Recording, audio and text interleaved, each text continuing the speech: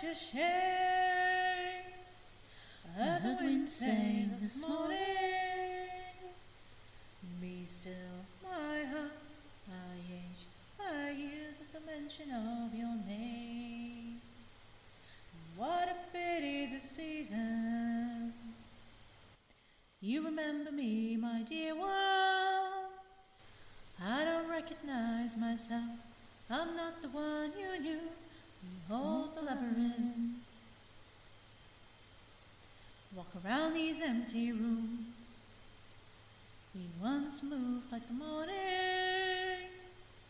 Silhouettes, they haunt this house, like your memory haunts me now, as if it were a dream, as if it were a dream.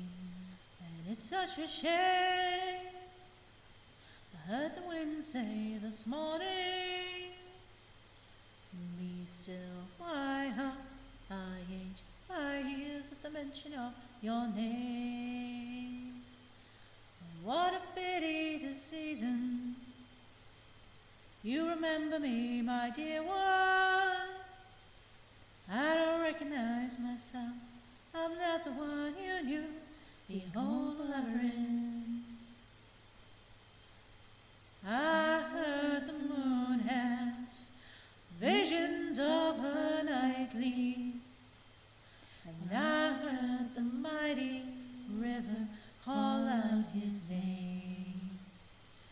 And I saw the skies and the earth. Yes, I saw the skies and the earth.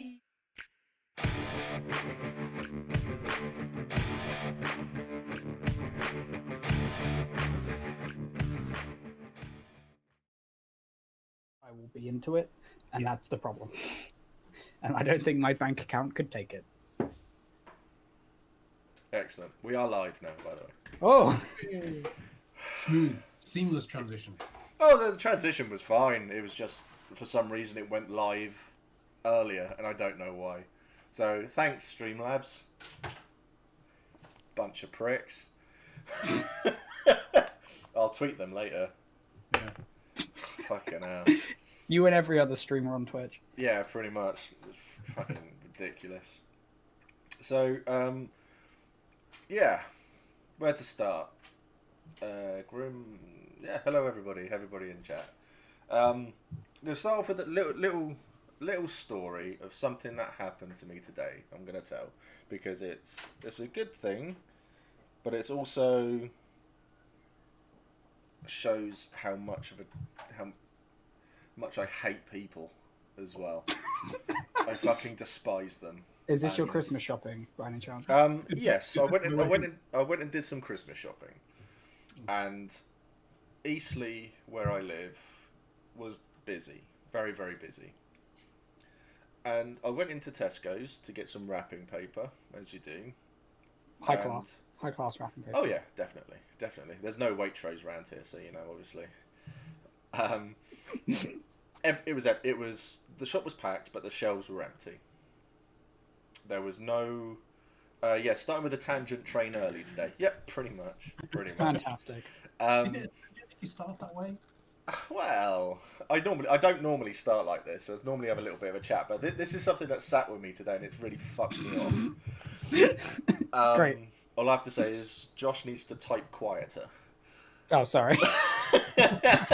It wouldn't load on my iPad. So I went around, and so obviously in Tesco, all of the toilet paper had gone. That wasn't a problem.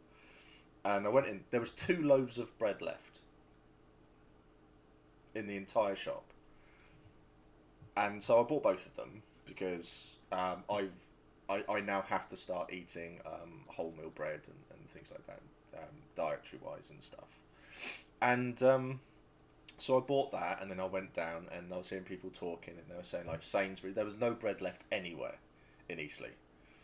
And I was walking back up the road towards the flat, and this lady, this carer, was with this elderly lady who was really hunched over. She stopped me, and she was like, "What's Eastleigh like at the moment?" Because the lady she's caring for, doesn't handle crowds very well, large groups of people very well at all. So I said, "It's fairly busy out there." I said, "But the shelves are empty," and she went, "No, it's fine. We only need some bread." So, well, funny story. All the bread is gone, and she was like, "Oh." Why is the She bread turned. always gone? It was just like her face just dropped, and she turned to the lady and just said, "Look, we're going to have to try to muster on through." So I gave them one of my loaves of bread, and they went off with it. But it's just like, we're again in lockdown for a month. What the fuck is wrong with people? Yeah. It's like there are people out there who need this stuff, who can't get into town and stuff, and And the they're shops just are still open. It's not like the shops are going to close. You will still No. be able to go to the shop and get your food. We learned this lesson last time. exactly. Well, we learnt this lesson last time. There are other people there who obviously haven't, and it fucked me off royally. It really, really did. So yeah, so that pissed me off, but it was nice to be able to help out in my own little way and that. So, but we got there's a retirement like block of flats just over the road, so it's all a bit, yeah, but still frustrating, very, very frustrating. So no food. Damn marchers aren't doing their jobs. They never do their jobs. They just shit. Right, they'll probably blame you on Wintermark. Oh yeah, probably. Yeah, I'm enjoying getting blamed for everything now. I've joined Wintermark. Yeah. I mean, it is you. That's the problem there. This is true. I just get blamed for everything. Someone's been murdered. Well, it was probably Mac. Yeah. Like, I'll never forget that Urizen, that girl from Urizen, pretending to spit on me when Achilles got murdered. It was just like, really? Are you kidding me? Yeah, I followed her all the way back. I was gonna kill her. But, yeah. Then all of a sudden I was quite massively outnumbered by by all 4 members of Urizen. So, yeah, Rachel, clearly not enough of us have learned to make bread for the first time around, as the media jokes about. Yeah, I've got bread mix in there, so I'm probably going to make some. Liam, hey everyone. Huh? I did learn how to make cheesecake though, so that's like a close second, right? I made brownies today. That was all. Really, really nice. Hey everyone. Hope people are doing okay. I've been having a rough day at home today, so I've been looking forward to the stream just to detach and relax a little bit. Well, I started us off on a high note, Liam. High note. Would you like some more tangent stories today of just random stuff that I've had to do today? Does it involve painting your room? No. It involves managing to somehow lockpick my housemate's door because they were locked out. Excellent. Somehow, skill up. And also the fact that I've had to go to the gym today, not work out on anything, and just take pictures of equipment while getting some very strange looks. People on the equipment or just the equipment? Just the equipment. Okay. Were their trousers really short? No, it's just weird travelling all the way to the gym to then get changed, to blend in, to then not work out, and just take pictures and just walk around and get the same weird looks from the same 3 people who kept seeing me. Wonderful. I don't kink shame anyone, but I was going to say, yeah, it's. I had last time I went to the gym. It was last week, and there was a girl there, a woman there, who was all. She had her personal trainer with her, and she had this other lady with her, who was filming her and taking photos of her on the machinery. And I said to them, "Oh, are you here?" This other lady, I said, "Are they here to like film how to do the equipment?" They went, "No, that's just apparently a well-known Instagrammer." influencers. Yeah, I was just sort of like, anyone who does all that creative shit can go fuck themselves. Well, mine's for a uni project for I'm not the pinnacle of health, I promise you. No, I did wander over because they had. I was in the background of a lot of their stuff, and I had to wander over and just say, I don't give you permission to use anything with me in it, by the way, and I left. I was so waiting for someone to come over to me and be like, "Mate, what are you doing?" And just be like, "Well, Oh, and Down a run. as Dan said, you're there, aren't you, Josh? Going, oh, that's a nice treadmill right there. Oh. That's a nice shoulder curler. Oh, I love that one. Excellent. When a girl says she's a model on Instagram, and I reply with, "Right, I'm a soldier in Call of Duty." Yeah, pretty much. Pretty much. So, yeah, so that's it. So this is stream number 2 of Empire Month on the channel. The first one was with Andy. That was amazing. I loved that stream. That was full of that was just. I should have just called that the tangent stream, because that's what it became in the end. It was so much fun to do. Andy, he is an absolute legend, and I loved having a chat with him. He was an armchair armor. He's such a nice guy. So if him or Matt's watching, Andy's coming back on. Yeah, Andy hates everything horror, so he's going to do a horror game stream with me at some point. So, because I don't get scared, but it was funny at the time for me anyway. So, so this is number 2. So we're going to go on to the preparation for Empire. What we do to get ourselves probably in the mood. What we do to get ourselves ready. How organised we aren't.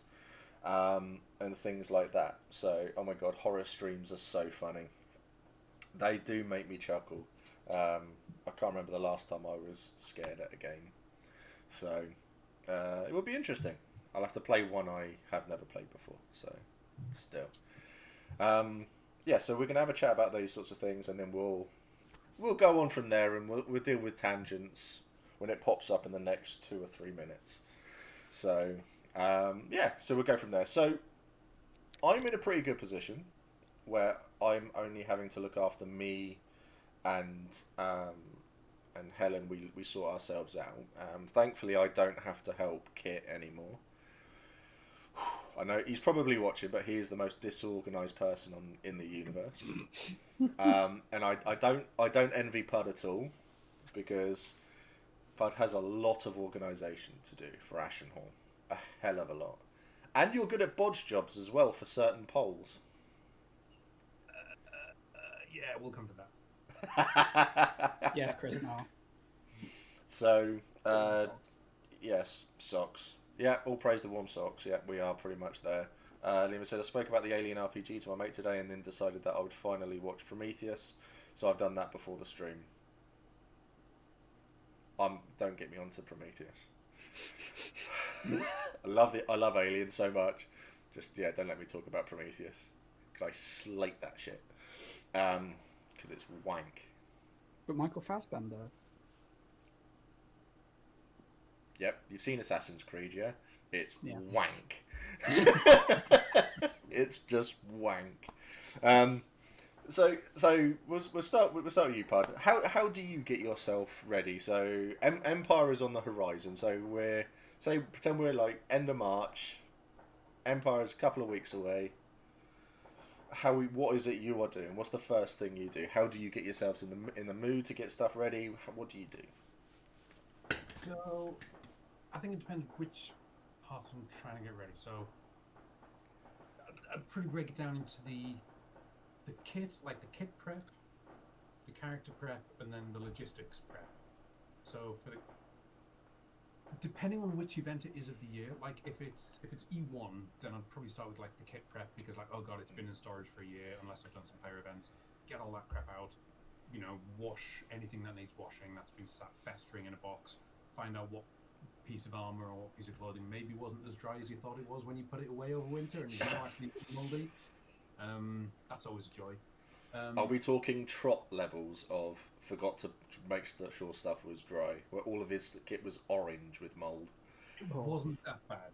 No. It wasn't that bad, but I have had what was it? It was a pair of braces, I think it was. And clearly they just got thrown in the box, and I hadn't dried them out or whatever, because I wear them as part of my soft kit, so I probably still had them on later in the day after I'd got out of my battle kit. And yeah, they'd gone into a box and then stayed in that box all winter. And yeah, the scabbard and the strap and stuff that they'd been in contact with, that just kind of molded and fused together and straight in the bin. Oh, I thought you said you created a new piece of armor there. Yeah, no, not unless I was like going fancy battles and doing a bit of a Papa Nurgle comes to Empire. But yeah, so I think as part of that, another fun part for my prep is always the because over the entire winter period, over the long dark, I'll have had, hey, I've got months to go. I know, I'll keep myself occupied by writing a new song, and I'll do that. That'll be great. Tick, tick, tick. Oh shit, it's March. Fuck. So generally frantically scrambling to try and finish up whatever song I've had half finished for like 6 months or something. Nearly always still fail to get it done in time for E1, so it might make an appearance later in the year, but just and then in terms of the logistics prep, and this is where my cool really shows through, spreadsheets. I make spreadsheets. I get my spreadsheets, whether it's a Google Doc or my Excel, and I have a list of every single piece of kit I own, whether it's and it's not so bad these days, because for the most of the Ashen Hall kit, like the tent and the shed stuff, that actually lives with the cooks now. So Sue and Steve take that. It used to all live in my garage, and so I had this mega list of everything we owned, whether it was the lanterns, the boxes, the banners, everything. And I'd go down like, right, well, I'm going to need this for the event. So I'd work out what I was going to need. Yeah. I'd work out which box it was in. Is it packed? Is it in a state of readiness? And then as I got closer to the event, I'd start slowly packing things up, logging where it is. So the theory being that on the day when it actually comes to packing the van, or the car as it is now, I could just go, right, here's my list. I know where everything is. I can just pick up that box, put these things in loose, and I'm good to go. I mean, it never works out that way, but it keeps me entertained for a few months. Yeah. Yeah. The important question is there any formula in that spreadsheet? This is a slippery slope for me to go down. No. The highest compliment I once had was I got described as an Excelomancer one time, so I love me a good spreadsheet. It's fairly rudimentary, these ones. There's only so much complexity you can really add to a list of shit. Love it. We play a high fantasy game. At the base of it all, spreadsheet. Yes. Yeah. Excel saved the Empire. Yeah. Because I know that they use spreadsheets for the military council as well. So it's... of course they do. I don't. Ritual formulas, the works, it's all Excel. Oh yeah, I've got a massive Excel sheet of the inventory for my group. Yeah. Oh, inventory, that's the other thing. Is I've got all my character inventory in an Excel doc as well. So leading up to an event, I'll have, okay, these are all the herbs I've got, these are all the potions I've got. Yep. This is how much cash I've got, broken down by the different denominations, so I can then calculate it. There's some formulas in there to just kind of they're great. Yep. Yeah, so I like doing that. Just the long dark is long, guys. This is how I get through it. Yeah, this is so many cool points lost here, but this is awful, man. It's fine. I have a math spreadsheet that's it's got every magic item, all the things that need to make that magic item. If someone in the group wants it, it's just like, yep, they tick that box. It automatically calculates if someone can make it, how much we have. It's great. Do you then have a list of corresponding? So these are the resources I have, so you can track what the resource deficit is between what we need to make these items. Mm-hmm. Yep. Yeah. Well, and there's Steve in the middle. I'm obviously in the minority here because everyone in chat is going, "Oh, being organised spreadsheets and all of this." They've asked for a spreadsheet stream. No, basically, this is you two have just broken Steve. I mean, I'm organised to the point of where we have 3 tubs in the bedroom with all of our stuff in it. I know where all my stuff is, and like 3 days before we leave, I'll go, right, I'll check everything's there, done. Everything's in there, everything's packed, it's all now been moved into the living room, it's all in one place, we're done. And then the day before, I'll check it again, and then on the day, I'll check it again. And that's it, and it just goes into the car and we leave. And then we get there, and I've forgotten half my stuff. It's never going to change, because that's what it's all for. Has anyone had the underprepared nightmare before, where you've Because I've had that where you dream that you're at an event and you've just taken nothing with you. I've not had the dream of it. I've had the actual thing happen, where I was relying. I was quite early on in my time, and I couldn't afford anything, so I didn't have a lot of stuff, and I was relying on people to bring things, and someone forgot. He shall remain nameless. Kit. And he forgot He forgot a sleeping bag for me. He forgot basically all my stuff to sleep on that he said he'd bring. So it was, but this is one of the good things. It's a positive because everyone sort of like came together, and I had my first and only event on a proper bed. I had fur. I was sleeping on fur, and I had furs over me as well. And it was I was so hot and comfy. It was amazing. And it was because the people who would normally use it, they had a hotel for the night because his other half was ill. So they were leaving site every night. So I was allowed to use their stuff, and it was just like, this is so comfortable. It was amazing. If you can hear popping or banging or anything like that, there's fireworks going on outside, and I don't know what they're celebrating. It's Lockdown Eve. Did you not know? Yeah, Lockdown Eve. Let's. Yeah. So that was an actual thing that happened, and it was pretty. That's weird. I've changed it. I've changed my name. I've thrown off your entire thing. Oh, Steve, I've wrecked your formula again. Yeah, you have. You've just changed positions on Discord for me. Yep. Yeah, you've changed positions on Discord, so I've now got. Fuck it! I don't care. I don't care. Before Steve's chatting, I've just realised I don't actually have my proper name on there. Awkwardly, I've got my online handle, which is also the name of my dead character from 2 characters ago. So I realised I should probably change that. And then I've just ruined Steve's stream. Yeah, it's fine. So it's what we aim to do. So the layout has now changed. Thanks. Welcome to my stream. Thank you very much. I'm glad. I'm the captain now. I'm the captain now. Yeah. So I've also realised that I've forgotten to put everyone's names on, and everyone's pronouns on as well. Never mind. Look, you had a bit of a disaster before. This is understandable. So yeah, for those who weren't here at the beginning, Streamlabs decided to delete all of my stuff. It updated and everything got deleted, so it's kind of, I was literally rushing to get everything done. So okay, so Fowl has said worst items to forget. There was an E1 where someone forgot to bring 5 Imperial Orcs, their masks. Shit. They weren't able to time in until about 8, as the person in question had to go home and get them. Oh. Wow. See, I was listening to you read that, and you paused at a really dramatic point. So the worst item, there was one E1 where someone forgot to bring 5 Imperial Orcs. Yeah, just... Yeah. Oh, did you bring the Orcs?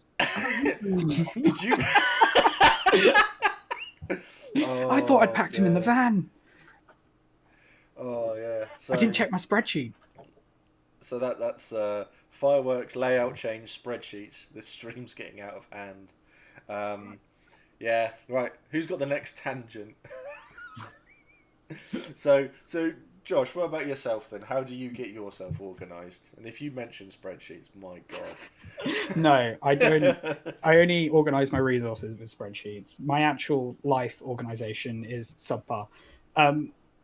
So if Empire's on the horizon, I first have to make my mum aware because I can't drive. So I have to hope that she's willing to take me to Empire to start with, which is fantastic.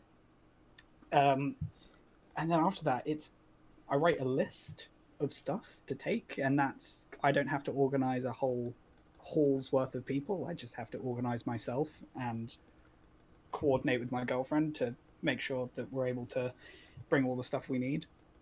I've recently become responsible for the tent, which is very important, and that's kind of hard to miss. Hard Huh? but not impossible. hard but not impossible to miss. Wow. I guess the main way I break it down is to go sleeping stuff, and then because that's the important stuff, the stuff I'm going to wear OC, so spare clothes, all that kind of stuff, and then toiletries, and then icy stuff. Because even though the icy stuff is the exciting stuff you want to pack, got to pack everything else first, and then Yeah. alcohol is somewhere in there as well. I don't pick up alcohol until I've got to the field. So, I mean, mine's quite similar to that. But what I also do is when I've got everything done, I will leave like my clean and dry trainers or footwear in the car, and then hold on, I just got my little thing sorted out. See if that works. Nope, I'm kind of invisible again. Yeah, so I'll leave that in the car, so when the event is done, regardless of how the event's been, I'll be, dry, warm feet. Alcohol-wise, when I've got to site, the tents are up, everything is unloaded, the cars are empty. That's when we'll wander off, and I'll go spend like 50 quid on alcohol. and that's just cans of stuff. So, but yeah, that's pretty much it for me as well. I think what's interesting is just what Josh was saying about the order in which things get done. In that I've noticed since I started. So I mean, Empire is the first LARP I ever tried. It's still the only one I've ever done. So there's very narrow focus. But I think like a lot of people when I started, my priorities were get my battle stuff ready. That's the first most important thing. Get the battle stuff ready, and then I'll get all my my soft kit and stuff ready, and then I'll put together like my tent and my sleeping bag and the extra socks and toiletries. That's the secondary. Yeah. That priority order has flipped totally around. Right now, it's like, right, what is the stuff I need to be comfy, hale, and hearty all weekend? That is the first stuff that gets packed. And then I literally work along that list, and the battle stuff is the last stuff to go in those days. Yeah, it's... I mean, I polish my armour to an extent.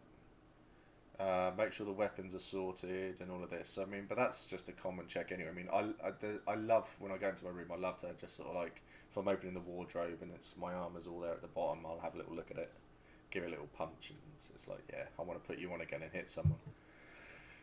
So, I mean, you've always got that, and I mean, the weapons we store up the top, so they're constantly falling out onto people and things. So the weapons are getting handled quite a lot at the moment. So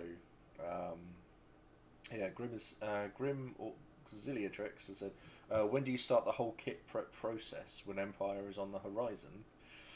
For me, yeah, I think it's for a lot of people, isn't it, when it's just off there. Would you agree? Open question. No?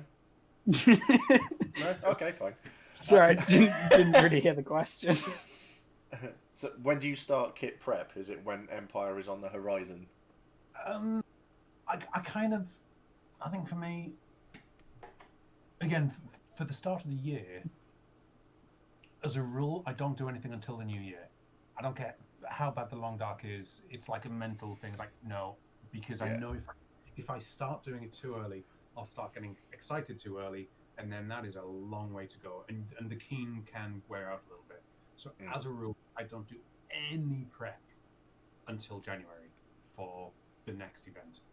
And then, I think it just depends what kind of projects I'll have going on, and if I get like a surge of inspiration or the keen starts kicking in or something like that, I might do a little bit like armor maintenance or something like that. But certainly in terms of the packing, not until like the week before at the very earliest. In terms of buying anything, if I was to buy anything, I don't know. Again, certainly not until the year. Yeah, I think January is the sort of time where a lot of people start to look at all of their stuff. I like to keep an eye on it all anyway. I mean, because of the longest dark that we're all in at the moment, I mean, and starting this, doing this channel and stuff like that, that means that I'm keeping an eye on a lot of my stuff a lot more, and I'm keeping an eye on all the LARP stuff a lot more than I normally would do, and it's been quite interesting, really, and trying to keep the keen going for people and stuff like that. So, it's doing all right, but I like to froth about it, and I like to hear everyone's stories about anything, so from funny things or good things that have happened when they've been travelling there to an event, during an event, after an event, and stuff. Someone told me that they put all their clank up on the top shelf, and the shelf had broken during the night, so it was all leaning off. So when they opened it, it literally all fell in them. No, no. I couldn't stop. I was crying. I could not stop laughing, and even when they were telling me that, like, they spent 4 hours waiting at A&E because they had concussion, and I was still pissing myself laughing at that point. It was that's like something you'd see in like for a comedy bit in like a TV show or a film where they open the cupboard and everything just falls straight out. Yeah. Yeah, it was one of these IKEA cheapy IKEA wardrobe things. And they just went like that, and everything all over their face. So, but yeah, it just made me chuckle. It really, really did. And the key takeaway for this is put the heavy stuff at the bottom. Yes. Like you would your shopping. Exactly, like you're shopping, packing the car, packing a wardrobe, just, low center of gravity. I'm quite lucky in that most of my kit I don't need to prep a lot. So I do basically all my packing the day before I go. Because I don't need to do armor maintenance because I have aluminium riveted. So it doesn't get rusted. It doesn't, need oiling, anything like that. The rings don't come out.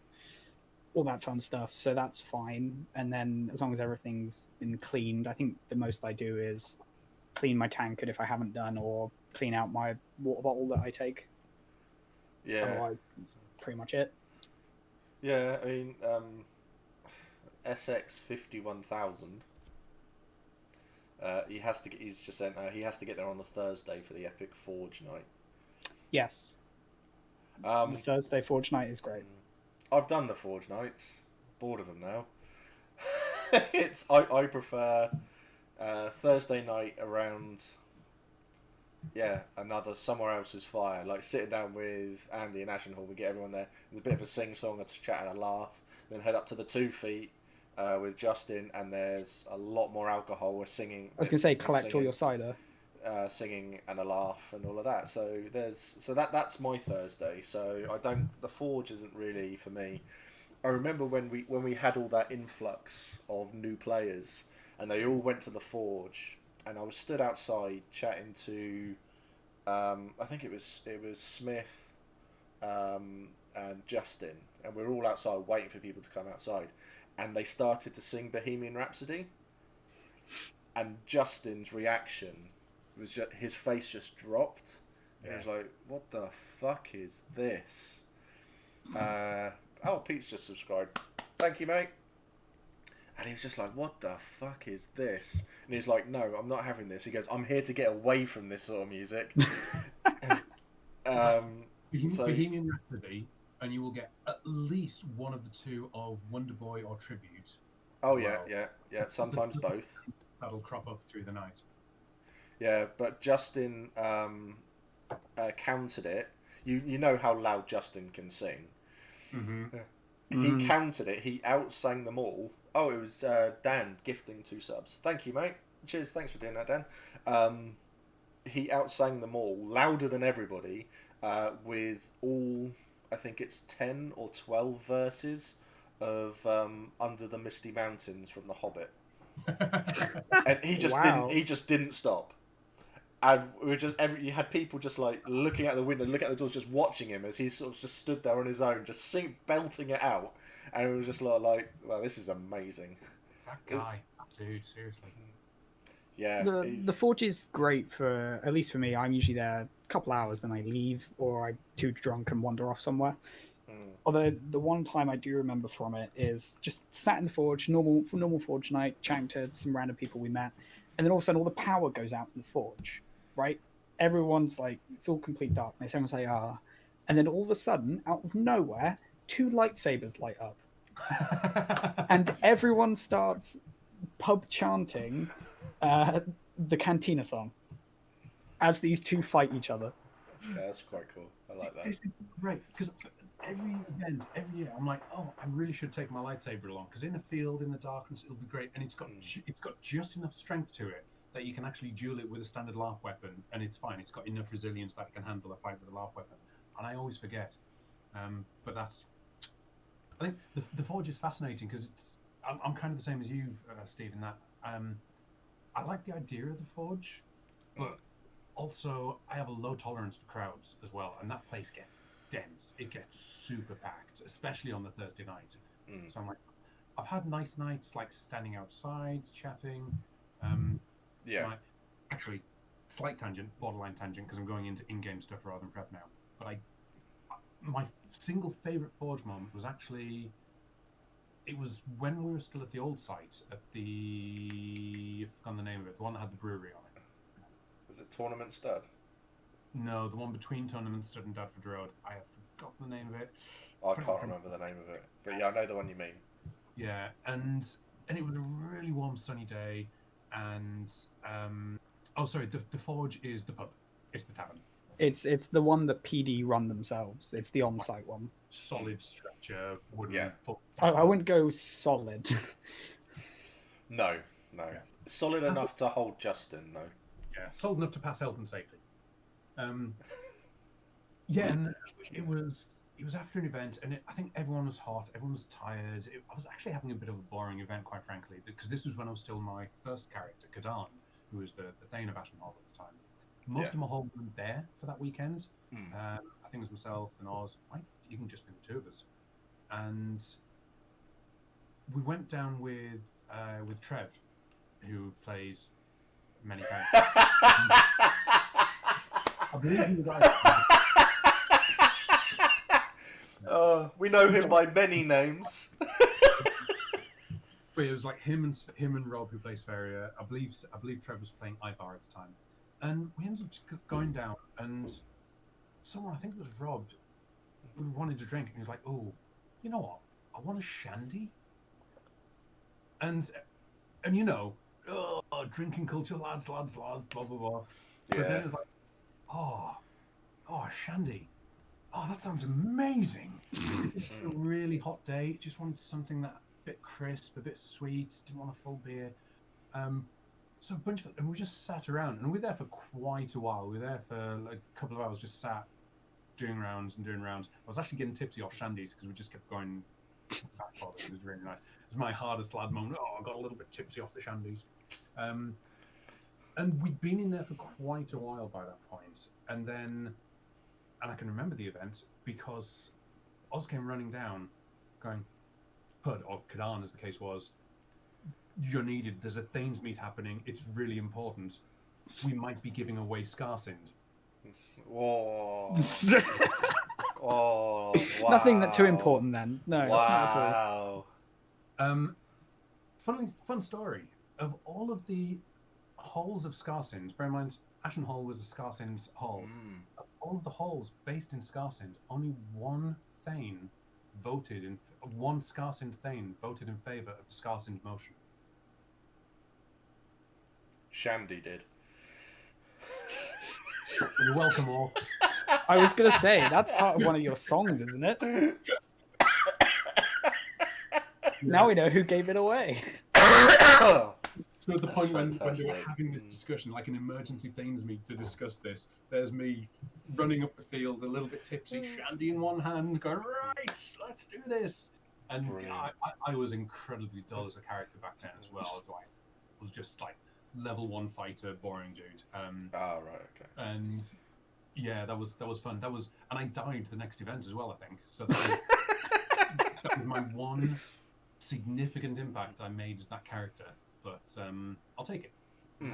Oh yeah, definitely. So for those who don't know, the Forge is the pub, the tavern that they built It's a semi-permanent structure. And Justin has, for those of you who don't know Justin is 6'7". He's quite small, and he has been known to sit in the rafters of the tavern. Well, I heard a story yesterday that he climbed on it once as well. Yeah, he was sitting in the rafters. He was sat Okay. up there, just watching, because it was packed. It does get very busy. Yeah, it gets absolutely, rammed in there. So thanks for the bits, Alfie. Thank you, mate. It was so funny to watch him do. It really, really was. And then you get security shouting at him as well. So, but yeah, we love to do that sort of thing. As it's been said as well, after the Thursday, you have to go and explore the IC bars and pubs and meet so many great players. Oh yeah, Absolutely. definitely. I mean, I was able to drag a lot of people around when I did Oz's IC Stag Do, which was so much fun. That was a lot of fun to do. That was, and then get I think I got threatened by Jag. Yeah. But that's that's what I love. He's great when he's sober. The balls on that man when he's had a bit to drink, it's so funny. It was when Hurst Hall moved away from Ashen Hall, and then he started to threaten my Thane, so I stepped in and we had a bit of that was good fun. I enjoyed that. I think my comment was, I'll hate to kill Ashen Hall's Thane at some point. So I had an interaction with Jag as well. It was kind of semi new to Empire, but I started becoming friends with Arhan, Ashen Hall's priest, and I went to go see because I like to go and ask Arhan stupid questions because it's great fun to ask Arhan stupid questions because he's a very serious character. And so I went looking for him, and that man is so hard to find. But anyway, went to Ashen Hall, and I was asked Jag where he was. He's like, "Why do you want to see Arhan?" And I was like, "Oh, because I want to ask him questions." He's like, "Why? Why are you coming to see a Stormcrow? Go, why?" And he just started asking me all these questions, and it was hilarious. I think he had a bit to drink at the time, but it was really good. So John is amazing. I mean, he's amazing anyway. But sorry, John, who plays Jag in that. I've watched him. There was an event. Was it last year? I can't remember if it was last year or the year before. And he started drinking early. And at the point when we got to time in moot, he was sat there at the front of the circle, heckling people. Yep. I think he thought he was being a little bit quieter than he actually was.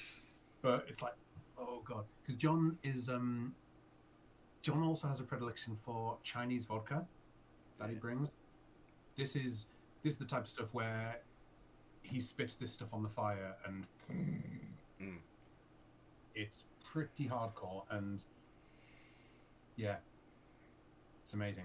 And he notice because you can tell when he's really gone because a smile appears, and he's just got this slight smile and dangerous glint in his eyes. And he's like, he gets quite close to people as well.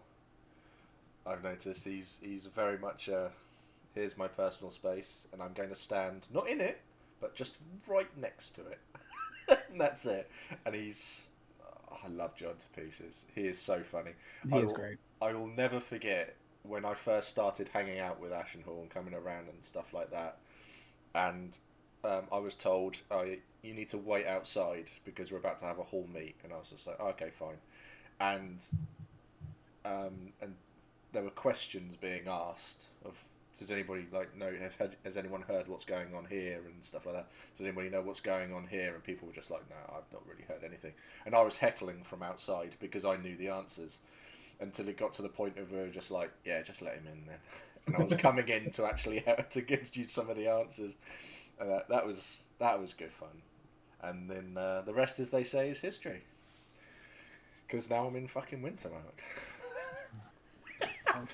so still. Yeah. So when you get into the field, then what's your sort of ritual for setup when you're actually in the field? Then when you've just we'll start with Josh on this one. So when you've got there, pulled up, everything's unloaded from the car. What is it you do? So if I make it on the Thursday, usually so most of my group come from Wales, so they're either not there or they've only just arrived, pretty much by sort of just after lunchtime. Yeah. And luckily as well is that our little area we have is kind of a cordoned off area. It's kind of weird. We've kind of got like a wood fence around it in Navarre. And so like that's kind of our dedicated area, so we don't have to fight anyone for it, which is quite nice. Is that the Fayard? Yes, it is the Fayard. Yeah. And so most of our structures there, and so it's more about just putting up the tents and stuff. But yeah, so it would firstly be putting up tent. I've only recently had to do an icy tent because I've only just recently got one. Cool. But yeah, they're really easy to do by yourself as well. If there are any like the 2-pole ones, do that. Set up sleeping stuff immediately, which is the key part, because if you leave it until later, you ain't going to do it, and you're going to come back drunk to find yourself you haven't set up your bed, which is never fun. And then it's usually bugger around until about an hour before time in, and then get ready. So you've only got your tent to set up then? Yeah, and then I'll help around our little group yeah. if there's anything to do. Oh, that's cool. I think again, it's as we were saying earlier on, that those prioritizations, like sort out the OC stuff first, sort out that will see you through your bedding, get your clothes, get shit dry, everything that you're going to need at the point when the stuff that you need the least right now, but it's going to matter the most later on. Do that shit first. Oh yeah, definitely. There's nothing worse than it's why because I'm always there. I'm always there with me, Helen, and Josh. We're always the first people there, always, and I will always plan out our area so I know where everything's going and all of that, so that when people set up, I can say, yeah, you are literally here. Just set up here, have your door face here. You're done. Get it done, and that's it. And then we'll wander over. We'll, on occasion, help Ashen Hall set up and do the tent, the big marquee type tent thing that you got and stuff, which is stunning. Probably one of the best dressed tents in the field, I'd say, because you get a lot of people up at Ashen Hall, don't you? Well, we do, but it's funny because we've had a few people who said with Ashen Hall, it's like, oh my god, you guys, it's just so unfair. You guys are just like so creative or anything like that. It's like, no, that's literally why we know each other. It's not an accident that it just so happens that we've got a hall that's full of creatives. It's like a significant number of our hall are professional artists, designers, engineers, and this is why I know Paul, John, Emma, my wife, all these guys. We know each other because we're in this creative industry. Well, I'm not. I'm married into the creative industry, but they're like comic artists and illustrators and all this stuff, and that's why we know each other. We came from the creative in-laws. Yeah, exactly. So this is, it then means that you get people like Paul and John who can create these fabulous, like John who designed the Ashen Hall logo, Paul who turned them into those banners. And, those banners are beautiful. The ones that tell the story of the hall. Yes. Stuff. I was like, that's their day job. So yeah. And also your design of your tent changes every time I see it. The interior design, anyway. That's very much a work in progress. That's always... See, this is where the other side of the nerdery comes out for me as well. After every event, I always end up doing... It's part of my my therapy where people do their hots and knots. Yeah. One of the other things I do in our little group is like a debrief, not debrief, retrospective of like, right, what went well, what didn't go so well, what can we do better, and we'll do that after every event in terms of what we had in the tent, what the setup was like, how we had the awning, where things were, just so it's properly refined over the few years we've been doing it. Because, and this goes back to the previous point about being annoyed by crowds. One of the biggest things that we keep coming back on and iterating on is around people management and the flow of people around the tent. Because I hate being bracketed in by crowds. It's nothing to do with the people themselves. It's just a personal thing. I get antsy with it. Yeah. When you've got a bunch of people, if it's lovely weather, then great. Everyone will be outside around the fire. If it's crappy weather, great. Everyone will be outside under the awning. But either way, you end up with a blob of people, because it reaches a certain point of the night where we're quite well lit and we've got song and stuff going on. So we do end up with a big crowd in front, which is great. We like it, but it ends up having to fight through people to get in and out, and it drives me insane. Yeah. So especially when it's your own tent as well. Exactly. Yeah. Trying to get in and out, and if there's times like, guys, I need minutes of quiet and chill, and this is my quiet and chill space. And there's crowds, which again, I don't want to complain about the crowds because it's brilliant. They're lovely people. But as long as we can get in and out, so that's why we're constantly tweaking the design and the alignment and where the various, furniture and bits inside the tent go, in order to make that a bit easier. I know you had to implement the rule of Ashenhold people get priority seats. And I think at the time, it was Trot who was... Housecarl, yeah. Yeah, he was, basically, I think, repelling people out of their seats so Ashenholders could sit down. Yeah. I just want to. There's a couple of things I want to touch on. The question about food, I have seen it. We will come back to that. It's like at Hurst Hall as well. We get a lot of people down there as well because we are quite heavily involved in the political and money game, and the drugs game as well. And the recent edition. It turns out it's quite a big piece of game there. But I have no qualms. Me and Smith have walked back from a meeting that he had to go to, and I followed him up to be his bodyguard essentially.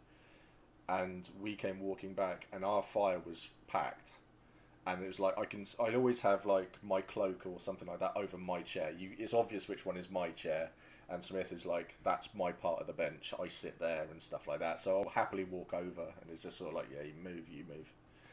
And stuff, and it's like I think that should always be the way it is. If it's your tent, if it's your fire, show some respect to the people who are actually there, because the last thing I'd want is after I've walked 4 kilometers around that field a few times, and then I come back to my fire and go, all right, I've got to stand up for an hour and a half now until someone moves, and then and sometimes it can be tricky. Like if you've got a guest at your fire, and then you just turn up, and you weren't there when this person arrived. They don't know you from Adam. They don't necessarily know you're a member of the Hall.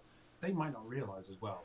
And you don't want to be rude. You want to offer hospitality and everything, but at the same time, it's just being confident and being okay that you're happy to take that space. Like, you brought all this gear. You've lugged it to the fields. You brought these seats so that you could sit on them. And people won't begrudge you for it as well. People aren't dicks. If you say, sorry, it's my seat, I really need to sit down. People are sensible. We'll take it, but don't... Absolutely. Yeah. Be polite about it. Don't be a dick. Or if you're going to be a dick, make sure it's obviously IC being a dick. And, make a thing of it. It's like, I can see Mac being like, get the fuck out of my seat. OC, Steve is a much nicer person. I've never done it like that. It's generally, I will literally have the weapon pointed at them, and it's like, I'm going to kill you if you don't move. It's stuff. It's very, very. It's just as simple as that. And the lines blur of which one that is. Well, yeah.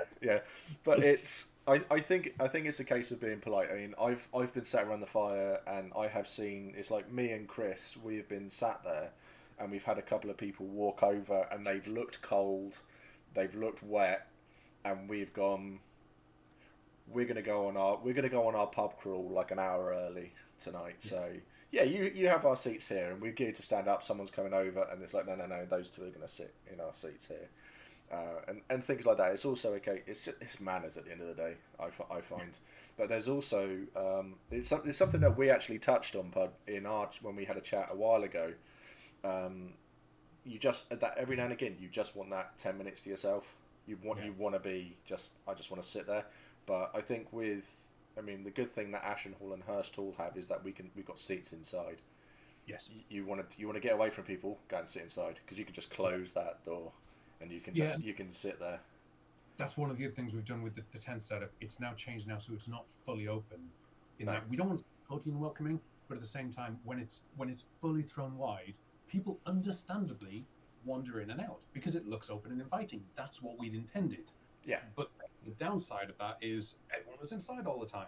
So we've cunningly arranged it a little bit so that the opening is just a little bit more effort, or it doesn't look quite so open and welcoming, so that whole members who've had a hell of a day, might have been in battle half the day, or running backwards and forwards across the field, know they can go inside, and they are almost guaranteed a seat and some reasonable peace and quiet.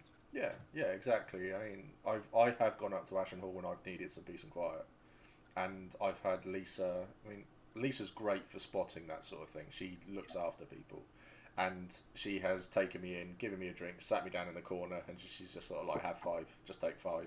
And I've sat there for 5 minutes just listening, and I've perked up because because no one's there. I mean, I am the worst for looking after myself at these events. It's always at around 10 o'clock on a Saturday night. I will always stand up and go, no, fuck you all, I'm off, and then I'll go, and I have to leave. I have to be on my own, and that's it. And I'll walk around, and I have had people come up to me and try to talk to me in character, and I've just turned around and gone, OC, fuck off. And I've walked away, and I've had to do it because it's either that or who knows how I'll react to them in an in-character, out-of-character sort of way, and I don't want to know. I don't want to find out either. I would rather do that and then find them later and just say, I'm sorry, but I was having a moment, and because you don't want to be uninviting as well. Like I've made a lot of friends by people coming up and chatting and just sitting by the fire. I mean, hell, that's how we met you, Josh. It was like, I think it was. In fact, I think I know exactly which event it was because it was the pole event, and yeah, it was that one, wasn't it? Where it was the first event where Wintermark was in the new field for the first time. Was it that one? It was the Mudpocalypse we first met. Yeah, and I just remember you coming by and chatting, and it was really so nice. Interestingly, how I met you was I was in. Who was it? Who had their? It's the one that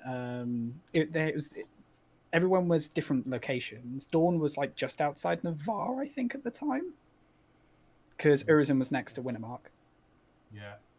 Yeah. Anyway, I was in a tent and I was just chatting away to people first event, and someone showed me a flyer of you for you.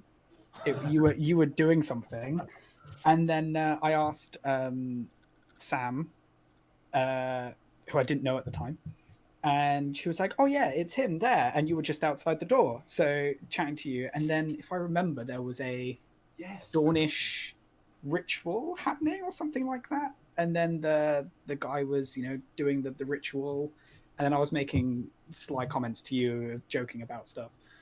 And I think that's how we met. Because was that the one?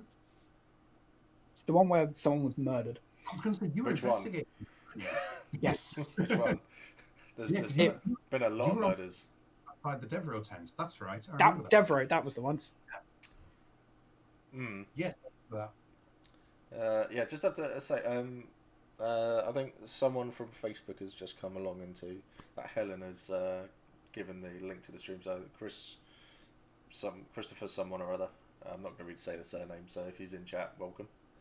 I love the fact that you meet everybody there and you meet all of these amazing people, and then it's so interesting to see how people have said Chris 2, Chris Harder. No, this would be Chris Hemsworth. 4 now. I think this is Chris 4 now. So we'll have to Chris with a Vengeance. Was it Chris with a Vengeance? Chris Reloaded. Which was Die Hard 4? So it's Chris Harder. The christening. Chris Harder. Chris Hard.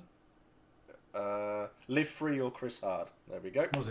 Live Free or Chris Hard. They're excellent. So there we go. So we've got Live Free or Chris Hard. Fantastic. Now. So loads of Chris's. That's awesome.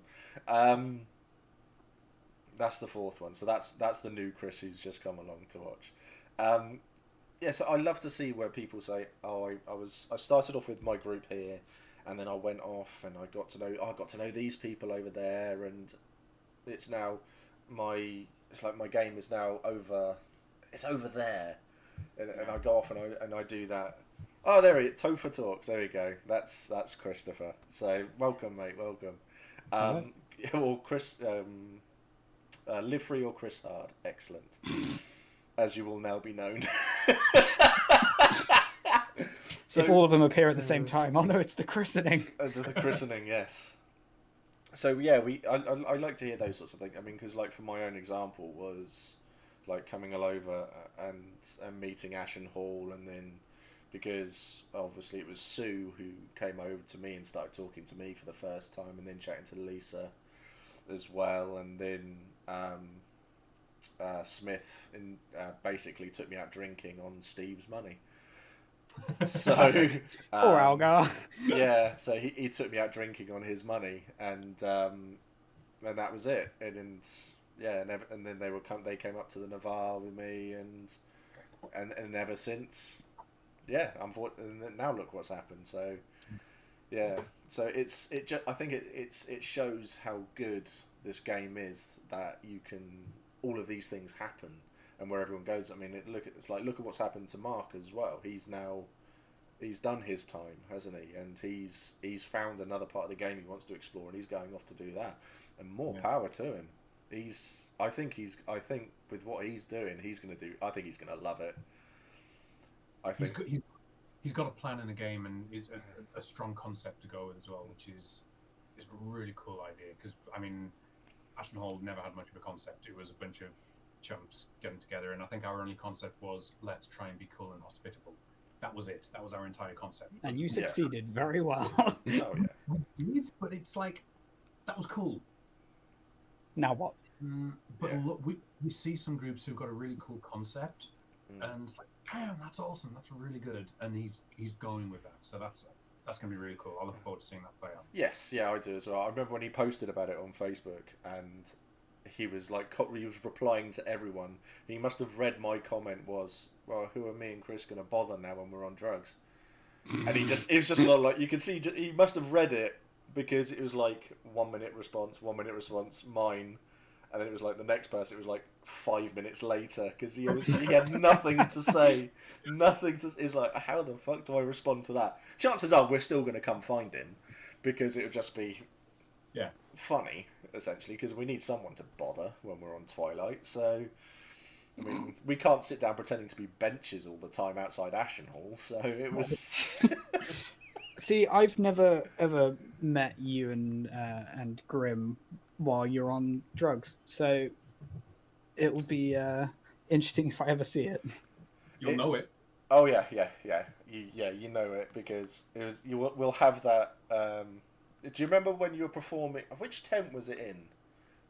Pud. You were performing, and you had me, Mac, and Grim sat in the corner. We were on a bench, and you had those two wonderful Dornish girls. They were like voices of angels. They were like a choir, and they were wonderful. And we were sat there because Mark was sat in the middle of them both, obviously. And then you sang, and all you got was Mac and Grim in the corner. We love you, Tarek! And there's like, then you finished, and he was like, right, I need somewhere to sit. And we both moved, and were just patting the seat in between us, and you were like, no. Was it no? No, it wasn't in the theatre. It was in someone's. It was in a tent. Yeah. That was how to make someone uncomfortable. Like two really embarrassing, awkward uncles who just. It's like, oh, and what's brilliant with this as well. So obviously, I met Steve in character. I met Mac, and I knew Mac for a long time before I knew Steve. I mean, the first time I heard Steve speak without an Irish accent blew my mind. I was like, "You're fucking what?" Because Mac speaks with an Irish accent. Yeah. And with Grim as well. I never knew Trot before he started coming to Empire. So I met Grim for a long time, and most of my time I spent with him was as Grim, who is a fucking idiot. Yeah. Like, complete... By design. By design. Oh yeah. But then it took me a little while to spending time with them outside, going, not an idiot, not No. an idiot. No. Grim is an idiot. Chris is a smart, savvy, turned-on guy. Oh yeah. Okay, got it. And it's actually kind of nice seeing when Mac and Grim are off, doing their thing, and I can see you doing their thing, and I know that you guys are straight-headed at that point. You might be a little bit tipsy, but it's like I know you're fairly straight-headed because you would not be able to be that high and that stoned if you were drunk. No. So I can tell the difference. The more off your tits you seem, the more I'm assured that you're doing. In fact, my big memory, I remember, again, it goes back to the Devereaux ladies. There was one time when Georgia, who was playing Lady Aurelia, she was at the tent, and it was when Will, so Guildenstern, was possessed by the spirit of Jack in Chains, and we were explaining all this. No, Jack's looking for Aurelia and all this stuff. And bear in mind, Jack in Chains is a horrendously powerful troll who had possessed this player of Matt Perry. And I was like, oh my god. And you guys were like, oh, it's all right, we'll go kill him, we'll go cane him, we'll do this thing. And I was like, no guys, seriously, don't. And George at one point just was like, stop them. Seriously, stop them. So I had to run after you and try and spew some icy bullshit. No, it's fine. Come do this thing. You will die. We would have caned it. It would have been fine. That was so good. It was like, because funny enough, I think it was the same event. Aurelia's betrothed had died as well in the battle. Yes. And she came over that evening. And of course, Sigvald and Aurelia, they were, I don't know what their relationship was at that time. Those two, yeah. And it was so funny because Sigvald got up and walked off. And I remember Grim going to me, goes, "You're good with words. You'll know what to say to her." And I was just like, yeah, let's go with that. So I walked over and I started talking away to her. And she was just like, "I don't know how to respond to you." And stuff like that. And then we started talking about the labyrinth, and she was like, "Actually, everything you're saying is really sweet and really nice." But Sigvald had sort of sat down by that point. It was just like, "Mac, do you want a drink? Do you want to go get yourself a drink?" I was just sort of like, "No, I've got like 3 bottles on me, mate. It's fine." And he was just like, does it's like does Grim need a drink? It's like, no, he's got 2 bottles on him as well. It's like, and I said, "Siggy, do you want me to fuck off, mate?" And she just sort of looked at him. He sort of looked at her. She was like, looking at him, and he was just like, "I don't want to say it. Like, if you want me to leave, just tell me to fuck off." And he was like, "Okay, Mac, fuck off." I was like, "Yeah, okay." And I walked away, just really didn't care. Because that was, oh fuck. I've forgotten his icy name. It was Henry Prestige. His character. Yes, I know the one you mean. Yeah. Oh my. No. It'll come back. Yeah, we'll remember. Yeah. But yeah, because he was, so it was Sigvald, Henry, and Vito. Yeah. Yeah, it was one of the 3. Yeah. They played in the tournament, so he wasn't just Aurelia's betrothed; he was also Sigvald's battle brother. So it was a big thing. But yeah, that was funny because. And that's another great example of that bleed side of things, because I know Georgia now, and seen him play a couple of characters, but for most of the time I knew her as Aurelia. Georgia is lovely. Yeah. Aurelia terrified me. There was something about her that I was just like, I feel this small in your presence. Like, yeah. See, I liked Aurelia. She was so funny. I found her hilarious. She. Good. Sorry. I was just gonna say, random question: is there a sinecure named after her? No, I don't think there is. Because there's a sinecure called Aurelia's Garden. Yep. That's not a lie. Interesting. Aurelia's Lady Garden. Stephen.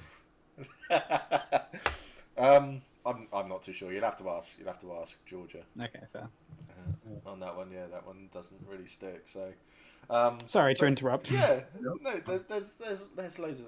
What were we talking about? Yeah, so let's go back to food. We had that question about food. Where does everybody eat, or what does everybody do for food? Quick, Josh, go.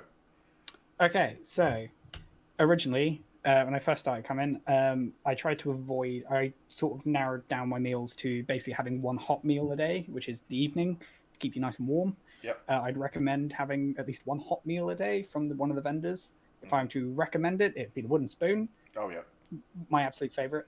The trenches with their stuff in it, fantastic. Yeah. Otherwise, I usually go with Belvita for breakfast. However, if you've done a night of drinking, you probably don't want Belvita for breakfast. Go get something more full of sustenance. Yeah. And then lunch is whatever I can find that I brought with me, crisps or sausage rolls or something. Yeah, no, that's fair. That's fair. Thanks for gifting the sub there, Alfie. That's gone off to John. It's John's birthday today as well. So Hey. he's so happy birthday, mate. Happy birthday, bud. Happy birthday, John. Yeah, he's the horny prick. Yeah, That's the thing is, I know exactly who you mean. Not because of the prick, the because horns. Yeah. Oh yeah. Oh they're not definitely. a horn. They are horns. They are hardcore horns. They really. I was chatting really to him yesterday about it, and he was like, "Yeah, I'm also non-com because of the because of the horn. Yeah, they are don't any horns. Yeah, they are they are massive. magnificent." They really, really are. He's been posting pictures of like how he's gone through making them in the Discord. It's been really interesting to see. And he's actually made like a skull cap, and he's like they all screw in and stuff like that. It's incredible, absolutely incredible. So, so what about you, Pud? What do you do for food? Because you do a lot of cooking, don't you? I believe. Not so much these days. Not so much. When we first started coming, I really enjoy cooking, and once we started getting a decent tent set up, what I really wanted to do is I bought. Don't chuckle, Stephen. I bought a Dutch oven. Josh, seriously, Steve. You said Steve. You didn't say me. I bought a Dutch oven, a big cast iron cooking pot, and I wanted to make stew because I really like making big vats of stew. And the idea was I'd make this thing and then feed everyone from the hall, big communal meals, all this stuff. It was great, and it was a solid idea. Ignore Steve. I'm paying attention. The smell, though. The smell. Someone make that joke. I'm well practiced at avoiding Steve. Very fine. Yeah, so and it was a great idea, and I love doing it. But just the took to prepare this stuff on site, it was a massive fact. We couldn't do it in the space, and I couldn't do it for more than a few events. So these days, it's actually not similar to you, Josh. It's breakfast is almost universally. I get those porridge pots, so just boil the kettle. So I take a gas stove, a little gas camping stove. Keep it out of sight, keep it OC. But so in the morning, pre-time in, whack the kettle on, get that thing going, make myself a cup of coffee, make myself my porridge pot because I'm generally getting prepped for battle every morning. I do not want to be running backwards and forwards sorting breakfast. So I always make sure I've got warm and a hearty breakfast there every morning. So I'll always have one of those. Lunch will probably depend on how the battle goes, because generally you get back from the battle, it's like late lunchtime by then. If stuff goes well and I can get out of kit quickly, I might run off and get something. Otherwise, I always take a bunch of stuff that I know is going to last the weekend that I don't need to refrigerate. So like sticks of salami, a few tomatoes, some apples, bread rolls, nuts, things like that, like trail rations, like non-perishable, long life stuff. I found that cooking a pizza and cutting it and putting it in a box and taking it for the weekend is also fantastic. Have some food on standby. Yes. Great thing. Take something you can prepare, absolutely. Big fan of the food vendors, whether they're the IC food vendors like Bunspoon, Moorish, those guys, or the OC food vendors. They're very good too. Yeah, really, really good food. And it's reasonably priced as well. Yeah. But take something, and I think especially if you're camping OC, because Wintermark is pretty much as far as you can get from the food vendors. We are a long way away from all of that stuff. Yeah. So I always make sure I've got some stuff close to hand that, like at the end of a battle, I can just chuck some stuff on a plate, sit out there with like half my armor off, knackered, just get some kind of food in me. Then later on, I'll probably hit the food vans. So dinner, we tend to hit the food vans or hit something, grab like a trench or something like that. That's the main meal. Sometimes I'll do that for lunch. If I've got time for it, I'll do that for lunch. They are really, really good. George has just turned up. Hail tree. He likes when I have the gif of the tree as a background because it's like the fog's rolling in. It's one of my favourites. Just going to stay for like 10 minutes and catch this on YouTube as I got a busy evening revising. All the best, Steve, mate. Cheers, buddy. He swapped to the water now. Alfie says Tarek's Dutch oven. Yeah, that's going to be a joke now. I hope someone clipped that. That would be hilarious. I mean, didn't you have you had a story about what was it? It was about an orc and a hog, wasn't it, or something like that? I can't remember. There was now there was one that I got. It was actually Sigvald's story. Was it even Sigvald's? I think I mentioned Sigvald's. The bog beast. No, it was about you Alex. killing. Alex. It was about you killing a hog. You were stranded or something, and then yes, Mal found you. It was the origin story of this, which is a fake sword. Look, I'm squishing it. So I had an idea. It was more a case of rule of cool. It's like, I want to get a sword. So this wasn't prepped, by the way. That sounds like a great feed and great setup by Josh. If this was not prepped, I always have the swords close to the desk. I was like, I want this. And then it came up with the idea of some bullshit reason why I have a sword with boar tusks on the Fequillians and femur and everything. So I had a whole story about fighting an orc and his pet boar and all that. It's a very good story if you get a chance to hear it. It was complete bullshit. It's a great story, though. Excellent. Gigi has asked, is this a strange, dirty joke I'm obviously missing out on? You'll have to Google that one. I wouldn't. Dutch oven. It's a good one. John said, before 10 in the morning, we're barely alive. We're like spirits, we're like ghosts, and then coffee arrives.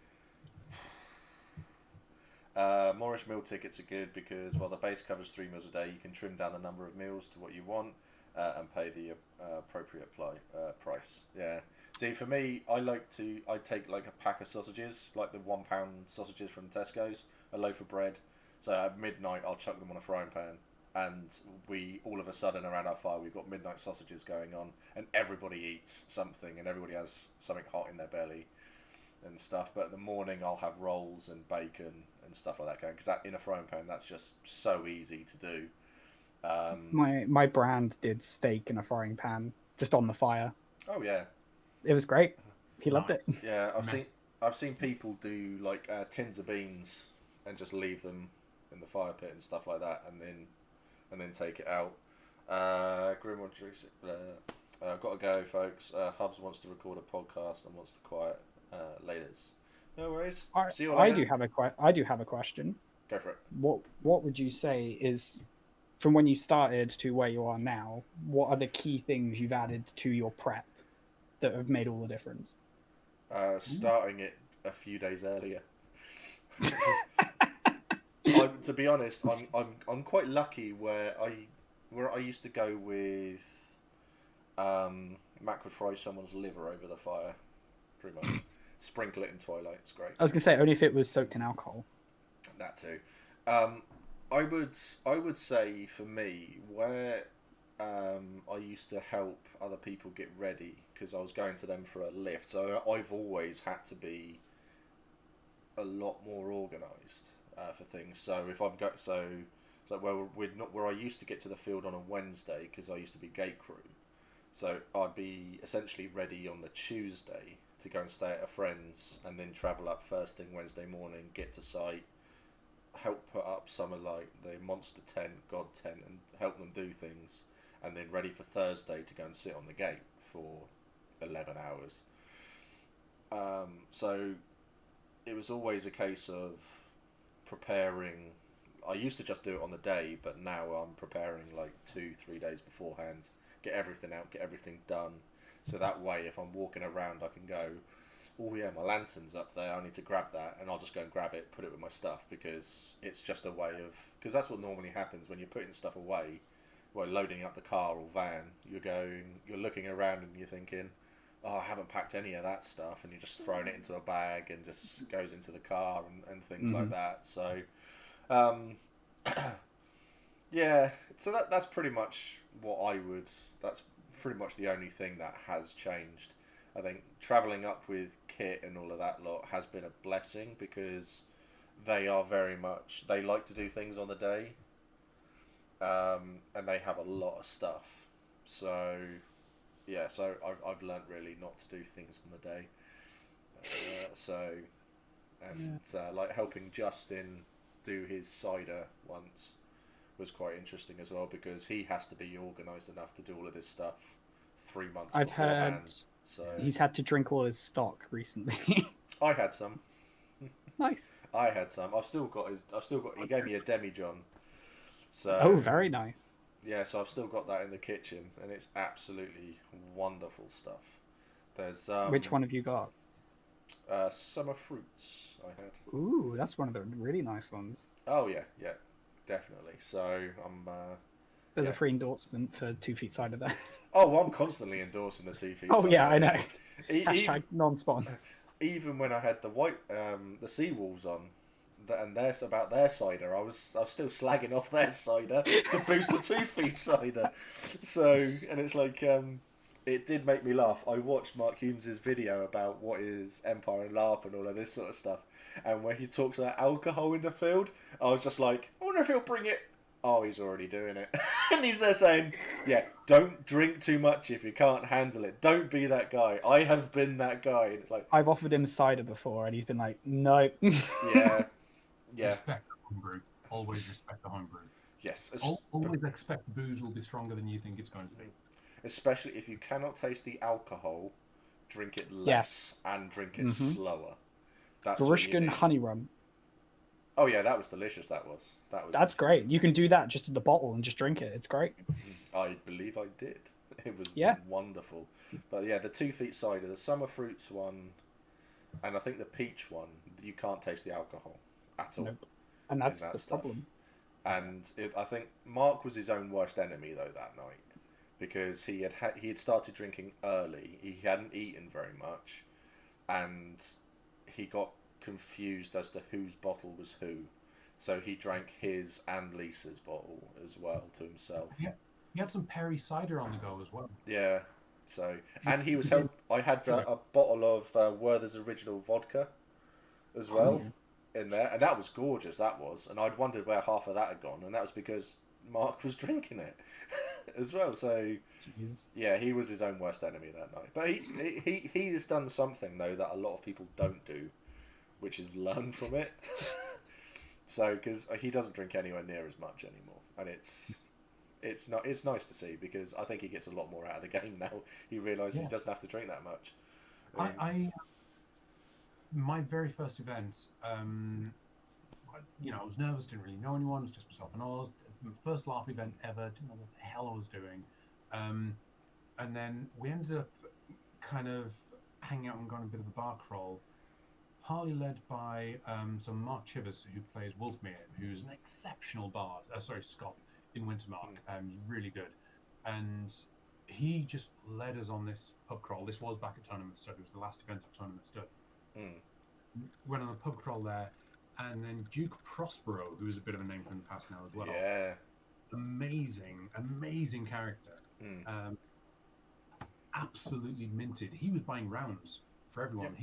Our entire group, he was just this like blob of people who ended up coming together and going on this round. He set us up to do the 7 virtues at a High Guard tavern, which was called the Nispute at the time. It's the Nispute, unfortunately in the past now, but yeah, and the 7 virtues were basically a bunch of 7 different flavored vodkas. At the end was the Flaming Heretic, which was a chili vodka, and some of them were genuinely lovely. There were some really nice vodkas in there, which is almost a shame because the combination of the homebrew beers I had leading up to that, those things, hadn't been eating enough, not been drinking enough because I was an idiot. And that night and the next morning, I was more drunk and ill drunk than I ever had been previously or since. I missed the Battle of Ica's Tears, which was a notorious battle. Wow. Because, again, it's my first event. Myself and Oz were collapsed in front of our tents. This is the next morning. We just collapsed in front of our tents. Just dead. I became Thane because that morning I was able to go retrieve breakfast and bring it back for us. That's the best reason to be Thane. Work endeavor. But God, no, it was horrible. And I don't say this in like, oh, I was so drunk. Yeah. I was like, no, guys, don't do it. It wrecked your game. It massively diminished the rest of that day for me. And I was there for the battles. That was the main thing that had dragged me to these events. But there was no way I could go and do it. No. So seriously, and I know there's a bunch of people in chat who've not been to an event yet. There's a lot. Just be sensible. Just be sensible. And in fact, no, don't just be sensible. Be overcautious. Yes. Because especially if you're drinking the homebrew stuff, there will be stuff that you'll be used to. You will know your tolerance, and it'll be fine. Always assume homebrew or anything that doesn't have a recognizable label on it. Always assume it is stronger than you were used to. Because usually. I think homebrew mead varies from, I think it's something like 5 or 6% up to 14%.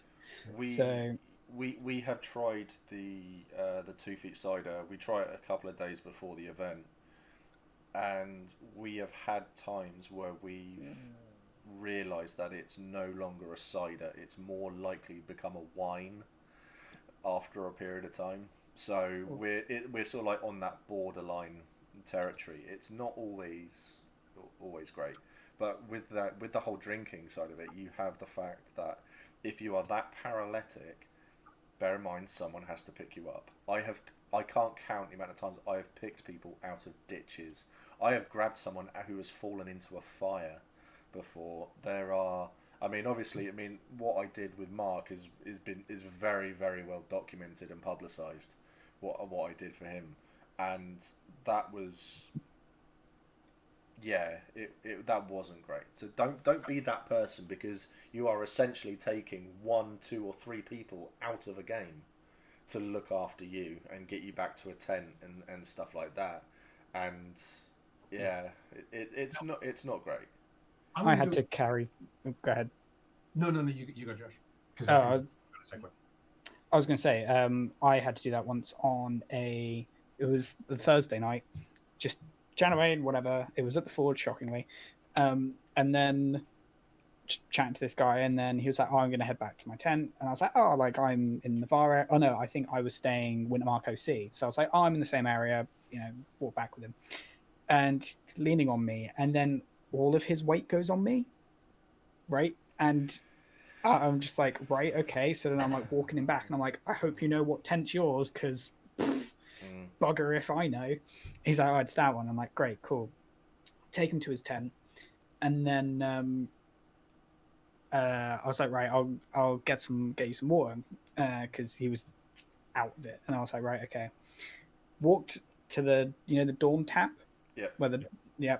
This was up. He was up the other end of Dawn. So walk there, walk back. Great, cool. And as I come back, all I see is, oh no, he'd said he was going to go to the toilet at the end of the field. Yeah. Okay, cool. And as he goes away, I then turn around, and all I see in the darkness, it was, I think, E3, so it was still quite dark at night. I just see a shadow fall to the ground. And I was like, okay, great.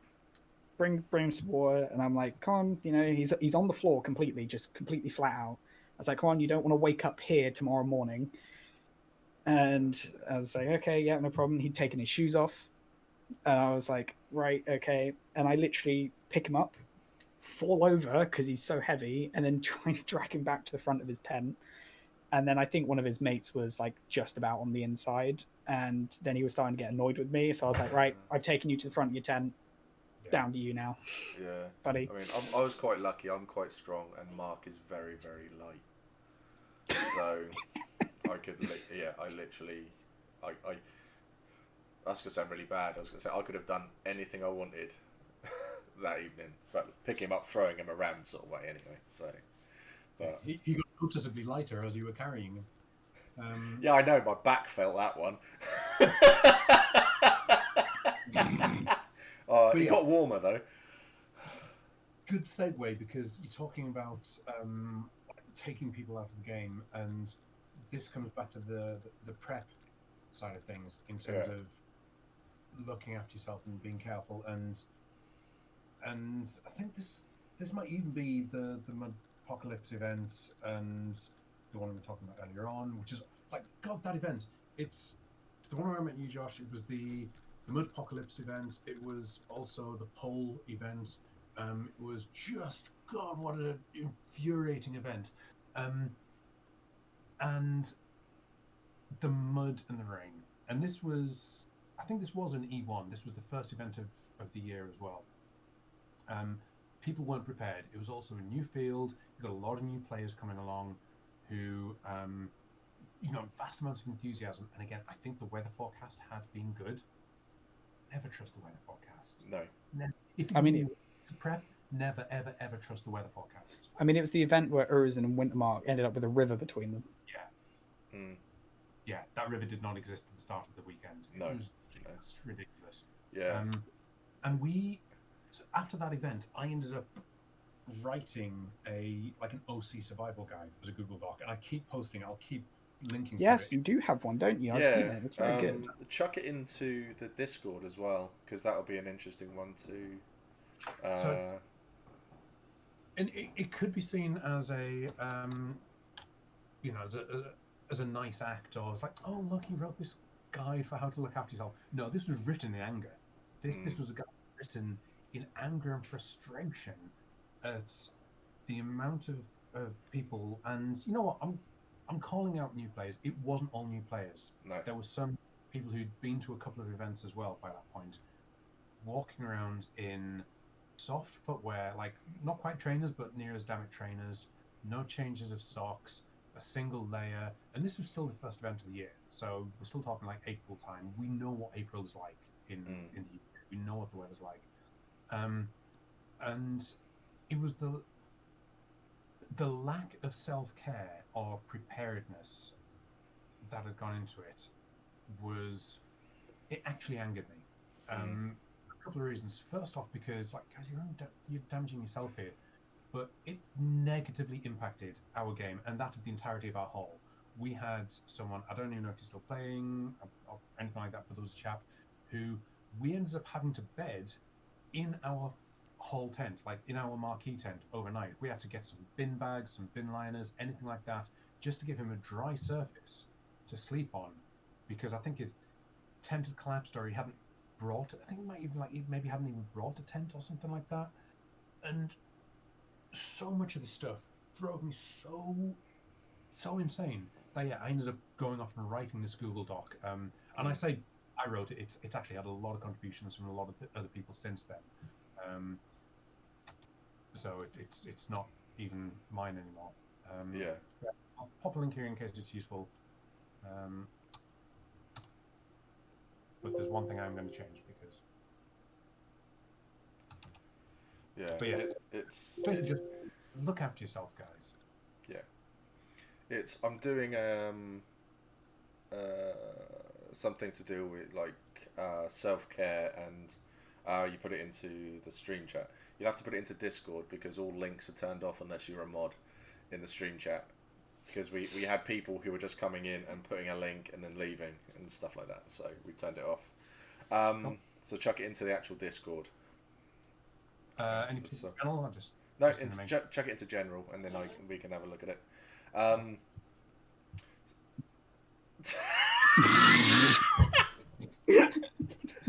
Well, Oh my god.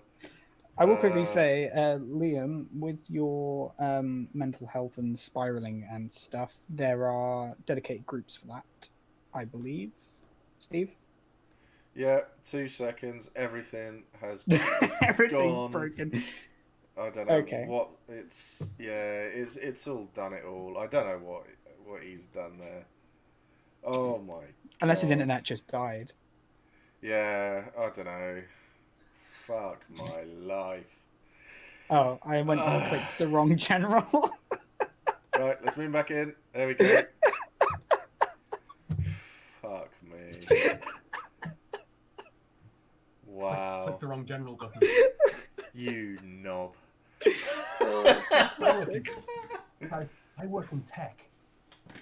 Oh. I also like it as well that he's in the middle again. I don't click the wrong thing.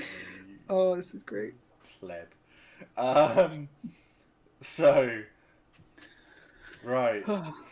Yeah. So yeah, I'm doing a stream on self-care, mental health, and stuff like that as well. I've got a couple of people who are very, very competent at who are good for people who look after themselves, and I believe they're just very, very good at it. So I mean, I'm there I will support everyone and anyone if they need help, but these are the sort of people that you want to go to if you are really, really struggling, because they are the kind, sensitive ear, and they will have the time and patience to go off. I'm not saying I don't.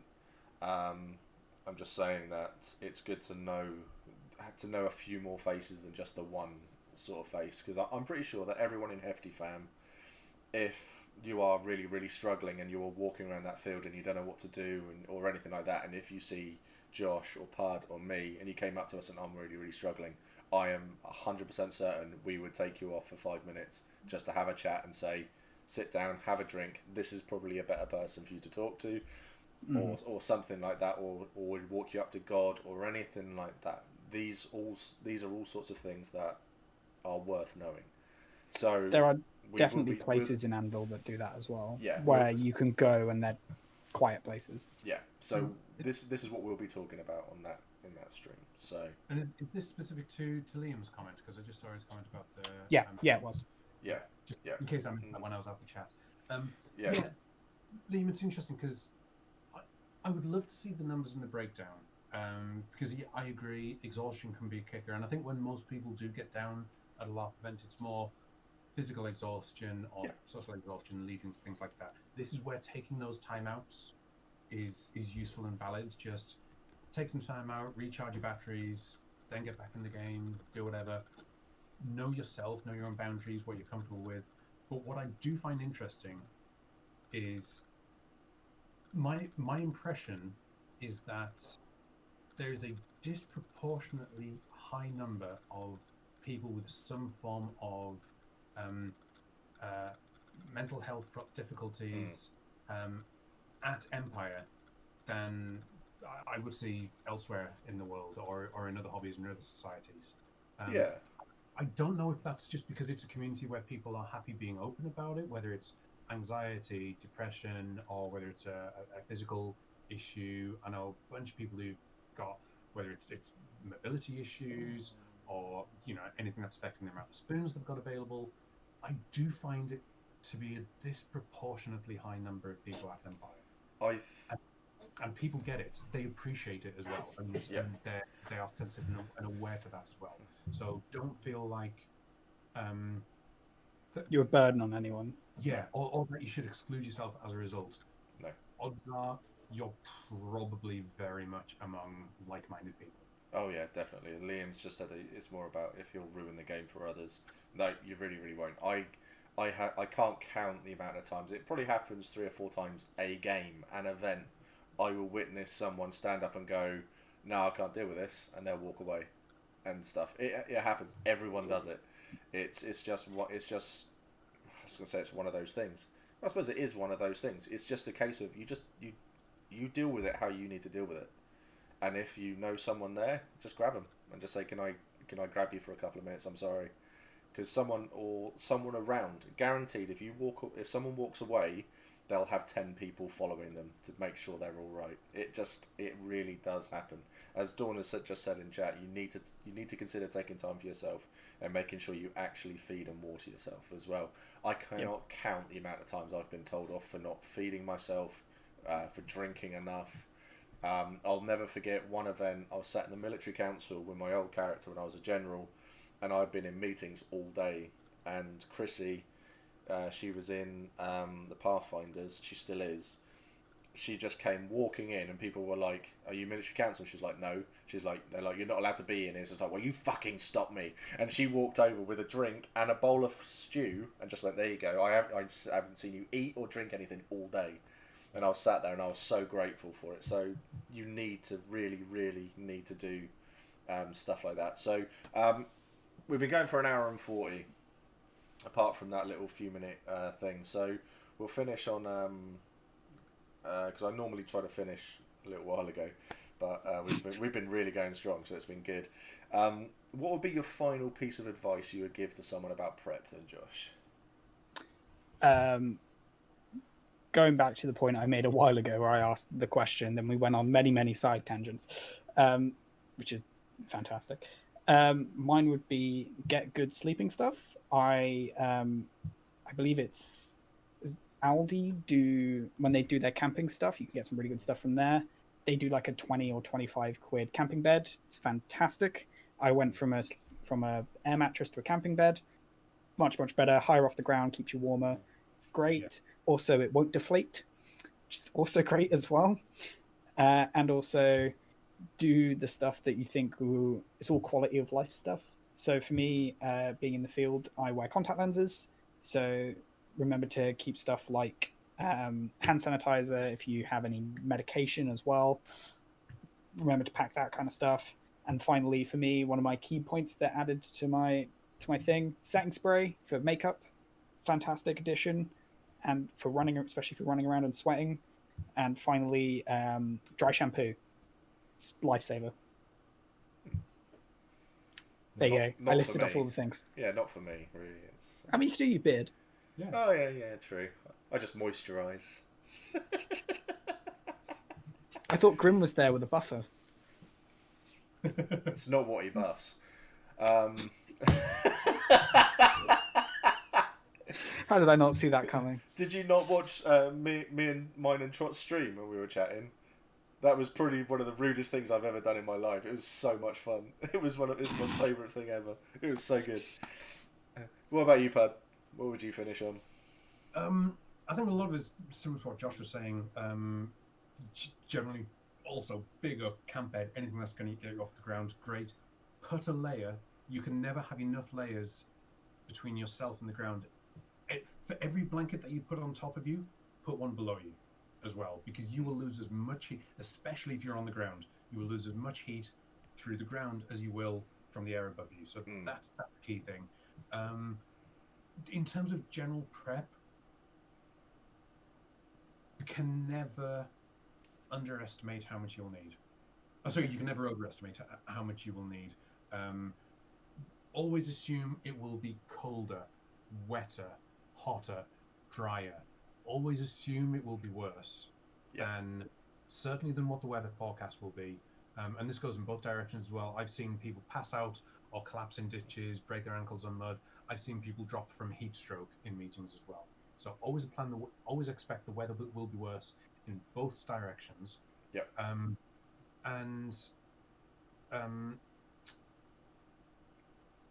I guess the way I frame it is,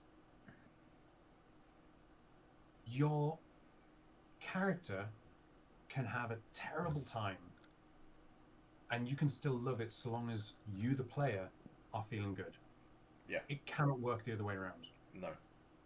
If you as a player are uncomfortable, wet, miserable, all of that stuff, that will bleed into your game. That will ruin your game.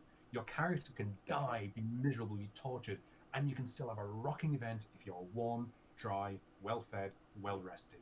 Those are the key things. If you don't have those, you will have a miserable event. Keep your feet dry, keep the rest of yourself dry and warm, change your clothes before you go to bed.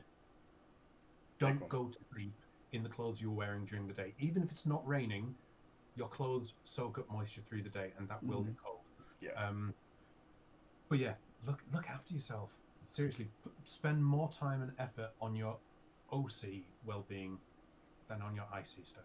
Yeah, definitely. And you will reap the benefits IC. I promise you. Definitely. Yeah, good footwear. I believe you had a footwear failure once, didn't you? And then I think Steve went out. Not you, Steve. The same event. It was literally that. It was, yeah, I was waiting for you to bring it up. Yeah, it was that same event when my wellies split. Yep, I remember it. Cause I think it was Steve who went to go get it for you, didn't he? Yeah, and they came back with a new pair of wellies. That's it. If I had to bring wellies. Wellies is a key. Yeah. Yeah, I always... It wasn't last year. I think it was... Oh, what? Yes, it was. It was last year. It was the one where everyone was making the hydrate jokes beforehand. Oh, yeah. The height of the heat wave, and everyone's going to make sure you hydrate. And it just became so over the top and ridiculous that it became a joke. Like hydrate. And then it rained, didn't it? It wasn't even that hot. Yeah, and it rained, They changed the rules, so all your fire pits had to be elevated. Oh, yes. Super strict. And then, because we'd had like several weeks of super warm weather, and on this, in fact, it was even the Friday night, I think it was, the weather broke monumentally, and it absolutely chucked it down. Yeah, just for that weekend as well, because after that, the heat wave was back. Steve, it's LARP weather. It's always just for that weekend. Yeah. That was my wife's first event as well. That was my first time I'd taken her along to her event, and it was like, it's going to be glorious sunshine.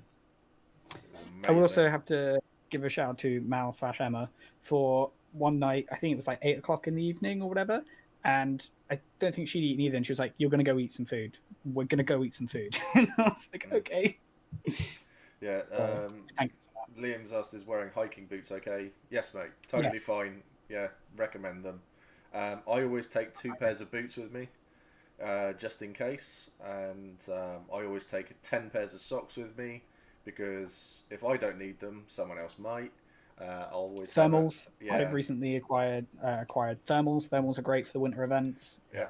I always take extra t-shirts, trousers, tops. I have extra everything with me. I pack so much more than I need. It's unreal. I've had events where I've woken up freezing cold in the middle of the night, put on hoodies, in blankets. I'm still freezing cold, so don't underestimate it. So what we'll leave it with is I did one event, and this is the dumbest thing you can do, but I run so hot, it's unreal. I will wake up at 2 o'clock in the morning, sweating, but it could be -2 outside, and I'll roll out of bed and sleep on the floor. And I'll wait, and I will be toast, and I will be so cozy. It's unreal. I just saw Andy die inside. I've done that so often. Don't be Steve. Yeah, pretty much. But at these events, really don't do what I do. Really, really don't do what I do. It's down to either like training, knowledge, stupidity, and a body that's... Or a mixture of all of it. Yeah, and a body that seems to run a few degrees higher than everyone else. So I'm always hot. Always hot. It's Go ahead. I was just saying, it's why I wear a kilt. Because I need the breeze. It cools me down. That's fair. Very billowy trousers is what I use. So I recently employed Pud's socks in the sleeping bag technique, which was fantastic. I must say, it works very well. Yeah. So I'd also say have a spare towel as well. Dry your feet before you put on a clean pair of socks when you get into bed. Make sure your feet are dry. Because the last I'd also say wet wipes as well are also fantastic. Yep, all of these things are good. So we'll call it there. I think us saying goodbye for like the last 8 minutes is that people have had enough because people are leaving. So, thank you everyone for coming along to watch. Thank you, Josh. Thank you, Pud, for coming along as well. Thank you for having us. I'll say, Pud, do not go anywhere because I need to talk to you. I was going to say, I need to have a quick chat with you as well. Wonderful stuff. And great shoot. Thanks for the bits, mate. Thank you so much for that, bud. So thank you everyone for coming on to watch. We'll be doing this again on Friday when it will be Something I've forgotten, but it'll be something. We'll be streaming again on Friday anyway, regardless.